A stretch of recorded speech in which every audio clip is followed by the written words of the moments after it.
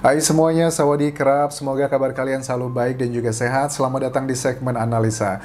Kalian masih ingat tentang foto-foto yang aku tunjukkan beberapa waktu lalu terkait dengan topik mengenai supir mobil Alphard hitam yang dijadikan tempat peletakan kedua jenazah almarhumah Ibu Tuti dan juga almarhumah Amel.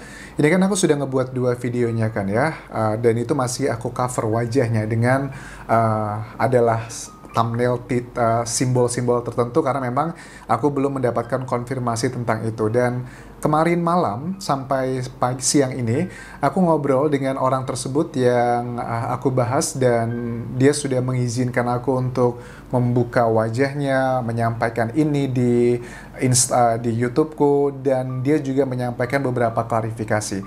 Tentunya pastinya aku memberikan ruangan terbuka untuk siapapun yang ingin melakukan klarifikasi, karena di channel YouTubeku aku menganalisa dari kedua belah pihak ya. Oke, ini adalah video yang pertama aku bahas adalah tentang ini ya. Di tanggal 28 Oktober, siapakah yang dilihat Danu jam 3 pagi itu sama dengan supir Alphard? Jadi topiknya Danu saat itu mengaku, yang kalian tahu kan ya, Danu melalui keterangannya Kianom bahwa dia bangun ternyata jam 3 pagi kurang di 18 Agustus dan melihat ada ciri-ciri dua orang yang sedang berada di rumah TKP. Kemudian di tanggal 7 November, dengan judul video yang aku buat, sudah 4 kali diperiksa mantan Amel mirip dengan Alphard hitam itu. Ini juga sama, masih hubungan orangnya. Dan mantan Amel ini sudah menghubungi aku secara langsung, kita sudah video call untuk memastikan bahwa orangnya benar. Kemudian juga kita sudah chatting, tapi tidak kita mau live langsung begini karena keterbatasan sesuatu hal, jadi aku menghargai itu. Jadi langsung aja kita baca, karena backgroundnya gini dulu, sebelum teman-teman lupa ya, karena kan sudah banyak kita bahas mengenai ini ya. Jadi backgroundnya adalah, ini berdasarkan keterangan dari saksi. Yang pertama adalah, ada 3 saksi sebenarnya mengenai mobil Alphard ini. Yang paling sangat spesifik, menyatakan ciri-ciri sopir Alphard tersebut mirip dengan mantannya Amel. Ini adalah keterangan dari supir mobil Mikrolet dan juga Mang S ya. Mang S tidak menyatakan secara detail, tapi paling tidak mereka berada dalam kendaraan yang sama. Jadi supir mobil Mikrolet itu mengatakan bahwa pada saat dia berpapasan dengan supir mobil Alphard hitam tersebut, karakteristik ciri-cirinya yang dilihat adalah rambutnya pirang, kemudian kulitnya putih, pria, dan ya masih muda lah begitu. Nah, ciri-ciri seperti ini tuh mirip sekali dengan Gugun. Namanya siapa ini? Coba aku cek dulu ya. Namanya Gugun ya di Instagramnya nih, dan dia mengizinkan aku untuk memposting ini, which is okay, karena dia sudah memperbolehkannya. Gugun bilang bahwa ada beberapa hal yang mau diklarifikasi. Gugun pertama menyatakan bahwa, oke, mana ya? Oke, ini yang pertama. Saya selaku GG itu tidak dekat dengan keluarga Ibu Mimin. Jangankan dekat, kenal pun tidak. Oke, jujur mas, saya suka lihat konten mas. Oke, terima kasih Gugun. Jadi Gugun mengklarifikasi dia tidak kenal dengan Ibu Mimin, keluarganya, anak-anaknya juga. Karena berita yang beredar di luar sana dinyatakan bahwa Gugun ini adalah ahli dalam jago gitu dalam bidang perbengkelan, dan dia cukup dekat dengan keluarganya Ibu Mimin. Ternyata dibantah di sini. Tapi kalau teman-teman pernah melihat, terutama warga Jalan Cagak, kayaknya Gugun bohong nih, saya pernah lihat kok Gugun jalan sama anak-anaknya, ada fotonya, berarti kalian bisa menilai sendiri. Tapi paling tidak aku berikan kesempatan hak jawab ya bagi Gugun di sini, menyatakan dia tidak kenal ataupun bahkan dekat dengan keluarga Ibu Mimin. Itu yang pertama. Dia juga penasaran katanya. Aku bilangnya iya, karena berita itu yang tersebar di sosial media dan tidak ada ucapan saya pun yang menuduh Gugun. Jadi kalau Gugun tidak percaya, silahkan simak baik-baik kedua video itu. Tidak ada perkataan yang aku bilang itu adalah Gugun pelakunya ya. Kemudian yang berikutnya lagi adalah, oke, ada bagian perkataan Gugun yang di sini ya, intinya dia bilang begini, terserah, coba bentar ya. Gini, ini nih. Tapi nggak apa-apa mas, saya nggak egois mikirin sendiri. Lagian udah klarifikasi ke polisinya. Jadi konteksnya ini adalah pada saat kita mau janjian interview lewat aplikasi gitu, tapi karena ada kendala teknis akhirnya yaudah kita cancel aja karena takutnya tidak maksimal, lebih baik aku menceritakan kembali aja ya. Tapi nggak apa-apa mas, saya nggak egois mikirin sendiri. Lagian udah klarifikasi ke polisi. Nggak apa-apalah di media tentang saya jelek juga. Yang penting kasusnya cepat selesai. Sekali lagi maaf ya mas, udah ganggu waktunya. Semangat terus mas bikin kontennya. Saya nonton terus. Oke, terima kasih Gugun. Dari keterangan Gugun ini kan menyatakan bahwa dia sudah klarifikasi ke polisi. Oke, berarti sudah dilakukan pemeriksaan. Ya, seperti yang aku duga di videoku 2 sebelumnya, kemungkinan besar Gugun sudah dilakukan pemeriksaan ya. Dan kalau memang, ya ini adalah bagian tim penyidik ya, apakah yang dikatakan Gugun ini benar atau tidak. Karena kan kita belum mengetahui datanya secara komprehensif. Kalau Gugun mengatakan bahwa itu bukan saya, dan polisi sudah menemukan bukti-buktinya bukan dia, ya itu adalah hasil yang sebenarnya. Tapi kan karena kasus ini masih belum selesai, siapapun itu masih ada peluang untuk menjadi tersangkanya. Seperti aku bilang di banyak video bahwa jumlah pemeriksaan itu bukan jaminan apapun. Bukan berarti orang yang diperiksa paling banyak dia pasti tersangka. Bukan berarti orang yang diperiksa cuma sekali, 2 kali dia tidak akan menjadi tersangka. Ini semua nanti tergantung pada akhir putusan. Oke, kemudian saya bilang gini, Gugun, chat klarifikasi ini nanti saya bahas di video analisa hari ini, nggak masalah kan? Nggak apa-apa mas, gitu. Terus aku bilang gini, nama dan foto mau saya publikasikan nggak? Iya, nggak apa-apa mas, makasih mas. Kemudian sebelum aku melakukan lebih jauh, tentunya aku melakukan panggilan telepon. Dan kemudian aku menelpon Gugun, memastikan bahwa yang aku ajak ngobrol ini HP-nya tidak dibajak orang, dan ternyata itu adalah benar, ini adalah Gugun, dan dia bilang dia lagi mancing saat itu. Oke, that's fine, tapi tujuan aku membuat video ini adalah membuat 2 sisi ya, klarifikasi begitu.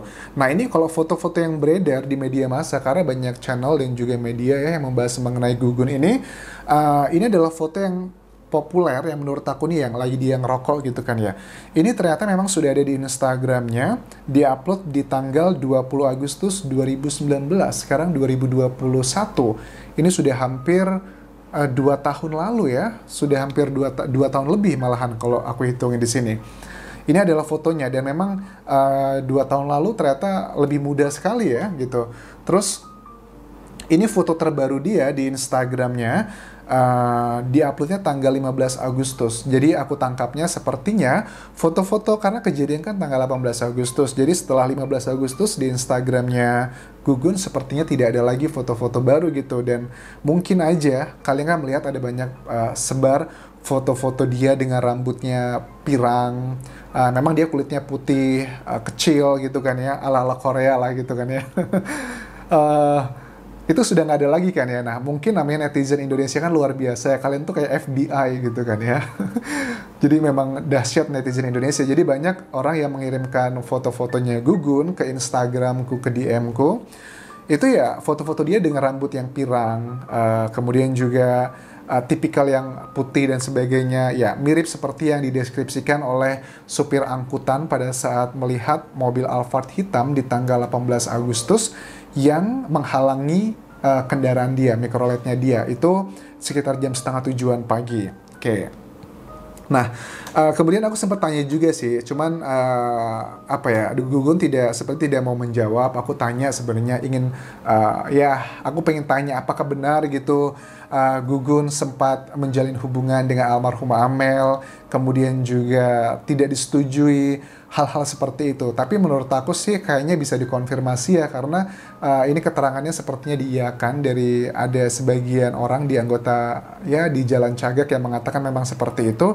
Tapi kan seperti aku bilang bahwa dia sudah dilakukan pemeriksaan ternyata sama tim penyidik, dan kalau tim penyidik tidak menemukan bukti ataupun hal yang mengarah ke dia, ya pasti kita tidak bisa menuduh dia adalah pelakunya begitu.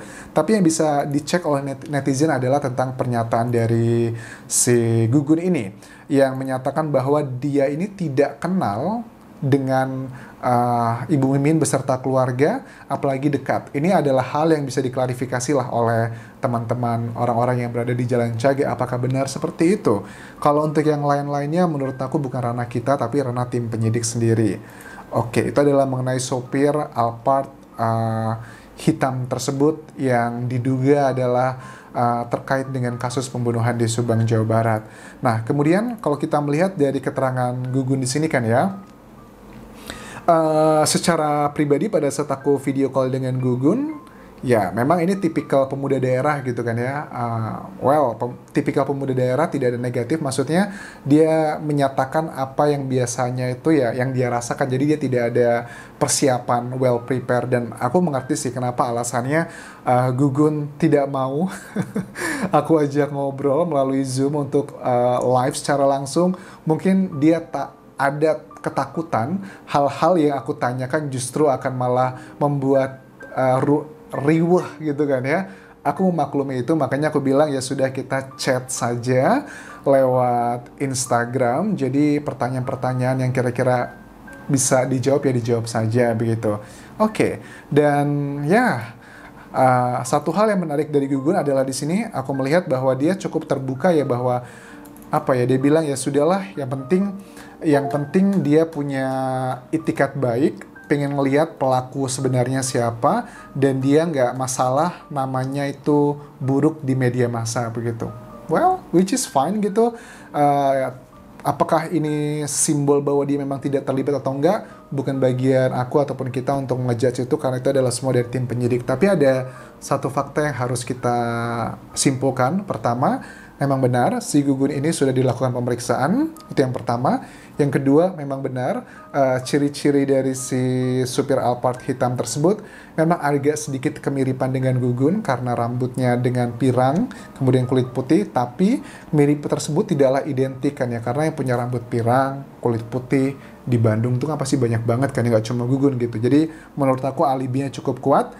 Itu adalah dua hal yang harus kita klarifikasi. Dan ketiga, Gugun mengaku tidak kenal dengan Ibu Mimin dan juga anak-anaknya. Anak-anaknya ini si Arigi dan juga adiknya kan ya. Karena kan awal-awal kasus juga ada banyak yang bilang Arigi juga foto-fotonya tersebar kan ya. Misalnya kayak foto dia lagi balapan motor gitu. Well, ada beberapa orang juga yang mencoba mengklarifikasi mengenai ini, orang-orang yang aku beberapa kali bahas di video analisaku. Ada yang mengirim DM secara langsung, ada orang suruhannya juga ngomong sama aku, tapi mereka belum mengizinkan untuk aku membahas ini di sosial media, di YouTube, jadi aku tidak membahasnya. Tapi kalau untuk Gugun ini, karena aku sudah diberikan izin, makanya aku bisa membahasnya. Tapi kalau buat teman-teman, gak usah khawatir kok. Kalian-kalian yang sering aku bahas di sini, ada beberapa nama gitu yang kalian juga pasti sudah tahu gitu kan ya. Sempat nge-DM aku, sempat ngirim email, mengirimkan video macam-macam, tapi belum diberikan izin untuk dipublikasikannya. Tidak masalah. Aku akan memegang janji. Kalau memang kalian tidak mengizinkan, pasti tidak akan aku publikasikan. Dan di YouTube ini juga aku sekaligus membuka ya untuk semua orang-orang yang pernah aku bahas mengenai kasus Subang ini. Kalau kalian ingin ya memberikan klarifikasi atau menyampaikan hal-hal yang mau diluruskan, it's fine gitu. Aku tahu bahwa tim penyidik tidak akan menjadikan keterangan saksi itu di media massa untuk menjadi BAP, tidak. Tapi menurut aku ada hubungannya juga lah, pasti ada kontribusinya juga dengan melihat beberapa fakta. Misalnya pada saat Danu diwawancara di beberapa channel YouTube, itu juga kan ternyata berhubungan kembali dengan BAP-nya. Jadi ya kalian bisa manfaatkan channel YouTube ini dengan tujuan satu, yaitu adalah untuk mencari siapa pelakunya, bukan untuk menyalahkan satu sama lain. Asalkan yang diungkapkan itu adalah fakta, bukan sekedar opini yang menggiring 1, 2, 3, aku fine. Tapi kalau dijadikan tempat untuk menggiring opini atau menyudutkan salah satu pihak tanpa dengan data yang kuat, tidak akan kuberikan peluang itu ya. Jadi mudah-mudahan kalian bisa memahami, dan itu yang bisa aku bahas mengenai klarifikasi Gugun, apakah dia adalah supir dari mobil Alphard hitam tersebut. Itu adalah jatah dari tim penyidik untuk menentukannya. Paling tidak Gugun sudah mau terbuka di sini. Terima kasih Gugun kalau kamu nonton video ini. Dan aku akhiri video ini. Terima kasih sudah menonton. Jangan lupa follow Instagramku Denjes di Thailand. Dan terakhir, please subscribe channel YouTube ini serta komen mengenai video ini, mengenai Gugun. Apakah kalian percaya atau tidak? Sampai ketemu lagi. Kau pun kelar semuanya.